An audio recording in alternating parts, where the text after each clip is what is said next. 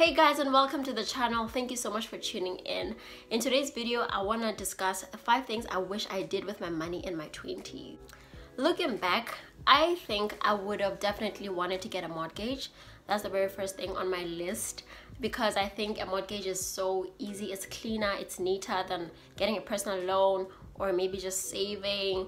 You know, I would have gotten a mortgage to buy a house and then rent it out. I would have taken advantage of the fact that I was living basically for free in government housing, and I would have definitely made a killing. I would have been maybe halfway through and paying it off by now, and so I definitely would have done that. And also just looking at the fact that after I found out that even rich people have mortgages and they prefer not even to pay it off faster, that got me thinking there could be something there.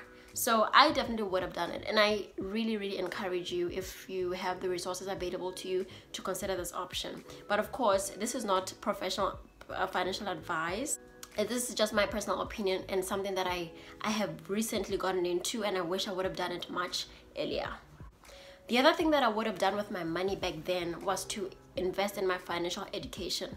My goodness, I think it's so important, if you're gonna steward anything well, to know how to steward it. I think that's really the baseline, the starting point, to know how to do it. And I think it's really interesting that we handle so much money, but we don't take the time to really learn how to manage it.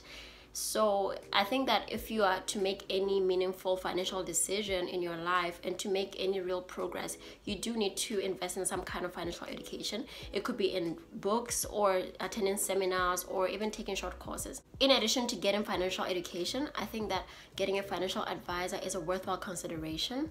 It's not usually very expensive, but it depends, of course, on what kind of advice you need. So I think that you should definitely give it a shot, find out how much it would be, and humble yourself. I think for me, it took me humbling myself to realize that, you know what, I need help, and that I may not be as good as I would have liked in terms of financial management. Because I used to think, oh my goodness, if I get a financial advisor, is it gonna be like, that means I'm not good at managing money? Well, yeah, and there's nothing wrong with that. I think it's important to acknowledge your weakness and then take steps to manage it. And you'll just be as good as the person who's naturally good at managing the finances. See what I mean? I'm your plug, I got you. Oh my goodness, this one, I really love this one. I would have definitely saved to travel to any Western country. I would have gone to America, China, instead of saving so much to travel within Africa, because I think that these Western countries are more advanced technologically, and so I would have gotten exposure. I would have done it for the exposure, because I think that, you know, the saying that goes, when you don't know what you don't know, it's so true. And I think that when you are exposed to more things, the way you approach your life and your decisions, it's so different to somebody who hasn't been exposed to those things or to the same things that you have been exposed to. And so I would have definitely saved and spent more effort and energy in saving to go to such countries, so that my life could be better in terms of the ideas that I come up with, maybe business ideas that I could come up with, and just the way I would live out my life. I don't know if that makes sense to you, but it does to me. You're probably gonna laugh at this one, but if I could go back, I would buy an iPhone. I know, it's the thing that has gotten me my side hustles. I've been able to make a little bit of money because of it, because of the very nice picture quality and some of the apps that I use to design some of the things that I design. It's because of the iPhone, okay? Like, there's no phone like the iPhone. I mean, enough said. In case you're wondering, the reason I didn't get an iPhone sooner was because I was afraid it was gonna seem like I'm wasting money on gadgets. I have a very conservative mom, okay? I was terrified, so I didn't. But looking back, I think that I should have gotten it because it was in alignment with what I'm really passionate about. Well, for you, it may not be an iPhone, it might be a drum set, because you wanna fine-tune your skills, and it's in alignment with your purpose and your calling, or it's in alignment with things that you like, right? For another person, it might be an easel for your paintings, just to kickstart your dream of being a painter. I mean, yeah, don't listen to people's fears. And I say that very carefully because with our parents, they may be advising us because of what they think is best for us, but sometimes it's coming from a place of fear, and that they worry that, oh my gosh, what if my child is just wasting money? And it's not just from parents, sometimes it's from friends, because they are fearful as well. So really just look at what's best for you and what's in alignment with your passion. Okay.